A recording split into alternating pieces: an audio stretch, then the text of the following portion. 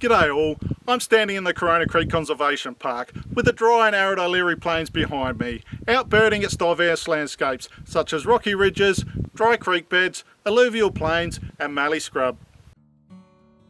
Known as the driest state in the driest continent, South Australia's arid landscapes are wide-ranging, both desolate and isolated. It's these vast areas where the natural beauty has been baked on by the relentless, unforgiving Australian sun. The natural beauty which can be picturesque one minute, deadly the next. It's in this harsh environment west of Burra where I'm out exploring, in an attempt to find many of its varied and diverse wildlife, in particular its many bird species. This is sheep grazing country, where the dirt roads are long and dusty. And one rule to remember while out back travelling, always leave the gate how you found it.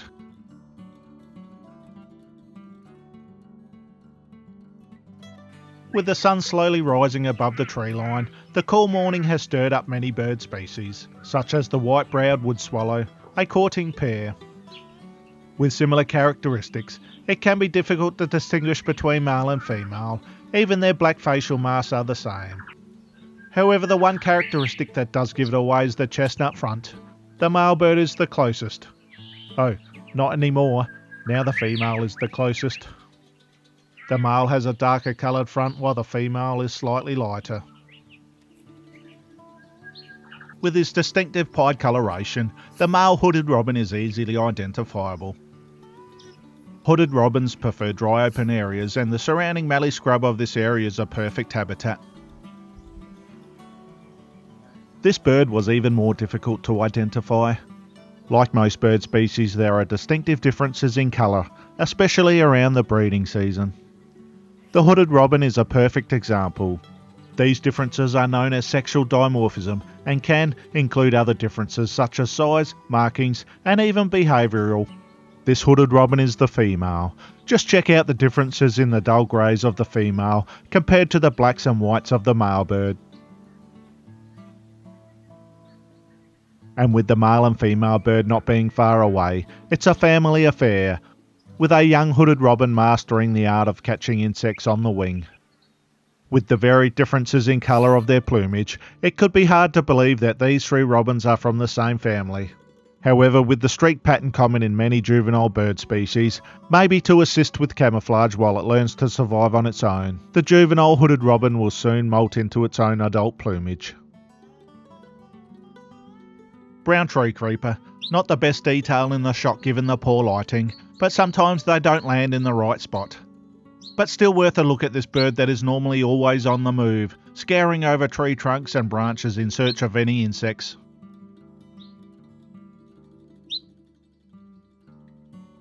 A bird out hunting is the red-backed kingfisher, using a perch and pounce method to capture its prey. Patiently waiting for any movement below, before swooping down and snatching its unsuspecting victim, which could include insects, spiders, frogs and lizards.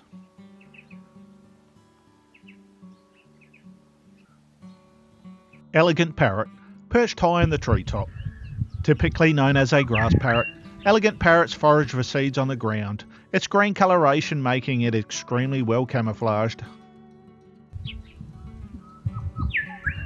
I came across this mulga parrot, a juvenile, not long fledged, doing its best, but finding it difficult to get airborne. With immature wing feathers, and practically no tail feathers, this parrot was struggling to get off the dirt and onto the safety of a branch or high point, away from the dangers of falling prey to a fox or feral cat. But with survival an issue, there's not much more one can do apart from hope that Mother Nature takes care of this new addition. Rainfall is low in these parts of South Australia, and with recent drought conditions adding additional stress, the beautiful and resilient wildlife of this area has no choice but to struggle on for survival.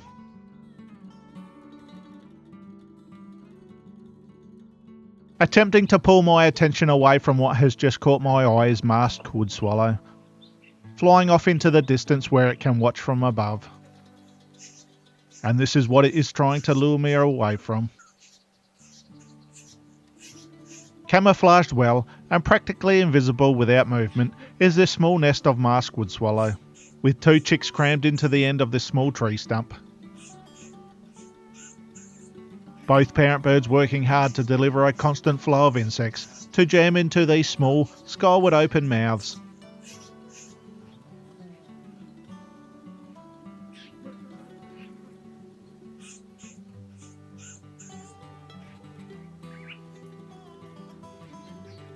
And what goes in must come out, so with cleanliness a priority, any feces is quickly collected and discarded away from the nest. The last thing they want to do is give away their location of the nest and put their chicks in jeopardy.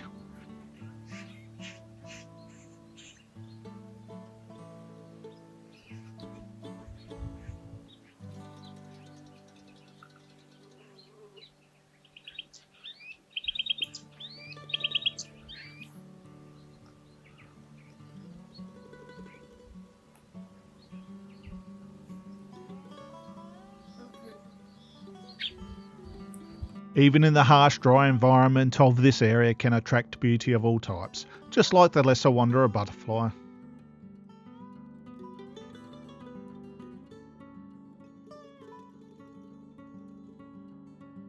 A problem which has spread across large proportions of Australia, in particular out in the dry and arid terrain of the Australian outback, is the feral goat, crushing everything under their hard hooves and eating everything they come across, dirtying up and drinking any waterhole dry, which is why this hungry, thirsty group is in this area.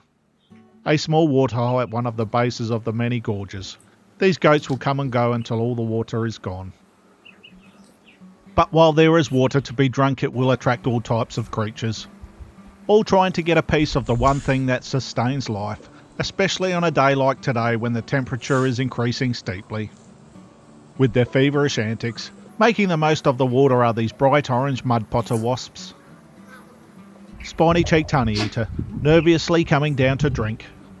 The bank badly degraded, and the water dirty from the constant attention from the goats.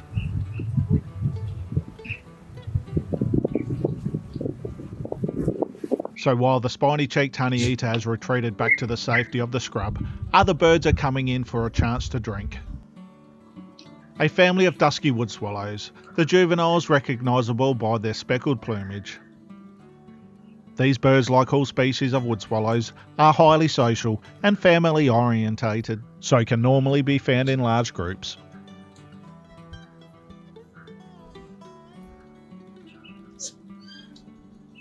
With a flash of colour, a pair of beautiful rainbow bee-eaters have made an appearance and ready to take their turn at the waterhole. These attractive, brilliantly coloured birds are common in the southern states during the warmer months, migrating from the north, taking advantage of the warmer weather to breed. With beaks wide open and wings held away from their bodies, even taking refuge in the shade, these birds are trying to keep cool in the heat of the midday sun. With temperatures becoming too hot even for me, it must be 36 or 37 degrees Celsius, I will head back to camp for a rest, leaving the bee-eaters to come down for a much needed drink. Venturing out into the darkness to see what goes bump in the night is something I always try and do, as some amazing encounters can be had with some tiny creatures. And in close-up, some striking detail can be observed. Like this tiny spider, its long, thin legs attached to its opaque-looking cephalothorax, leading to an almost black abdomen. A cockroach, not the common household variety, but a native species. Not surprising to find it all the way out here, as cockroaches are known for surviving in all types of extreme conditions. Definitely the biggest spider to inhabit this area is the impressive Murray banded huntsman.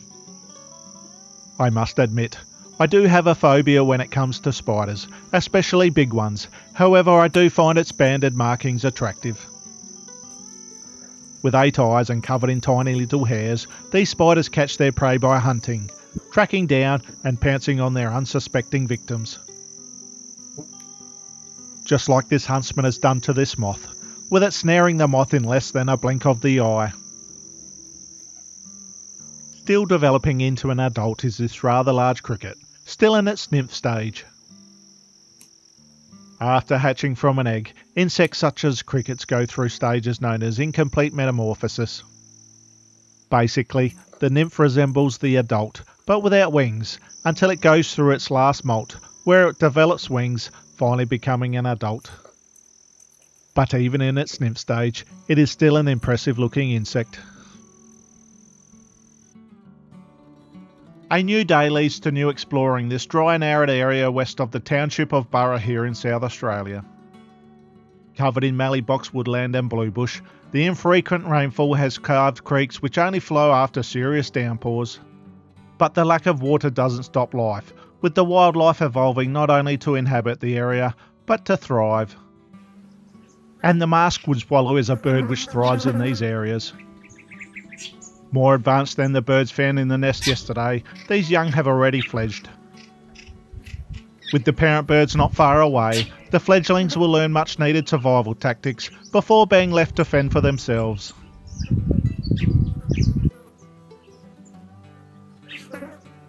Another invasive species is the deer. Hard to think the deer would be at home in this arid landscape. However, this deer is just one of 6 species creating environmental damage as it spreads across Australia.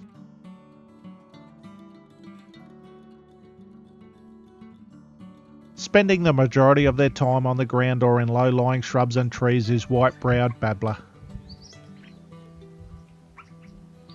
A sprightly bird which scratches around leaf litter or up and down branches for its varied diet, which includes insects, spiders, fruits and seeds.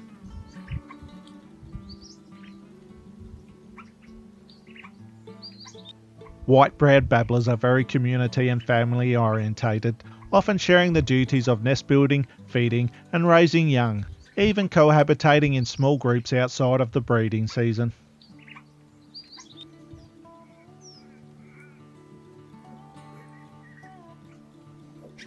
Making a dome-shaped nest, this small family group can be seen gathering building material to add to their nest.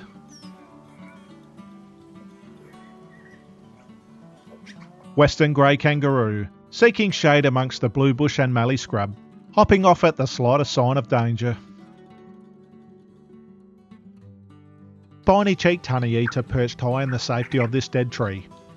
Its familiar tock-tock call easily identifiable. These birds are found across the entire Australian mainland and are quite common.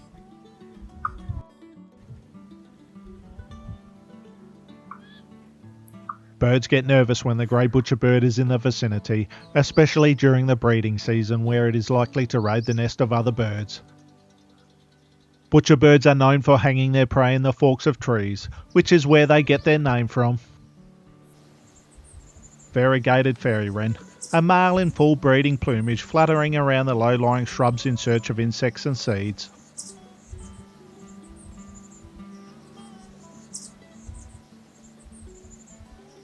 A quick sighting of Australia's smallest bird, the weebill, feeding from the outer foliage as it flutters from tree to tree in search of scale, lerps and insects. Amazingly, another encounter with the rainbow bee-eater, this time a group of 4, possibly the parent birds teaching their young the art of catching flying insects on the wing. As their name suggests, their diet consists of bees, which they catch in flight, returning to the perch and smashing them against the branch in an effort to remove the stinger before swallowing.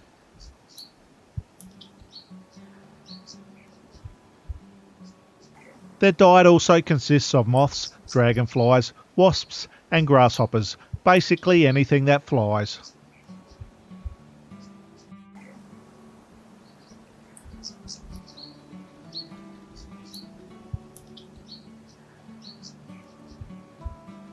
Aerial specialists. These birds are able to twist and change direction while in the air.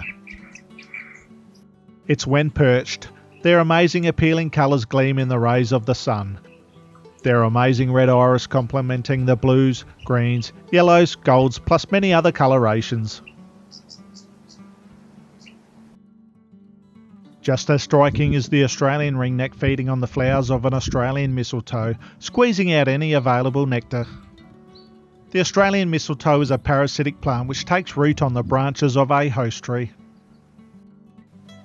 Australian ringnecks also forage for seeds and at times insects, and can be found across Australia's mainland.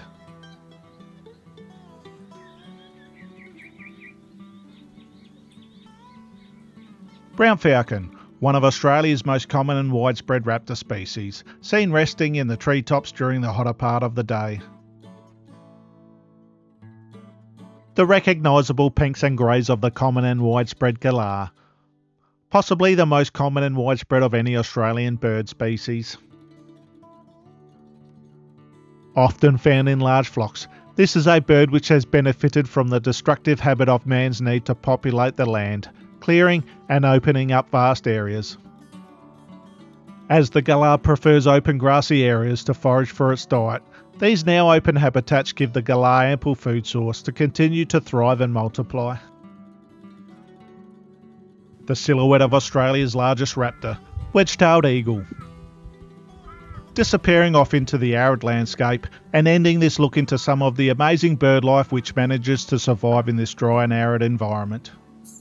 If you enjoyed this video, give it a thumbs up and subscribe to see more nature-based videos. Thanks for watching.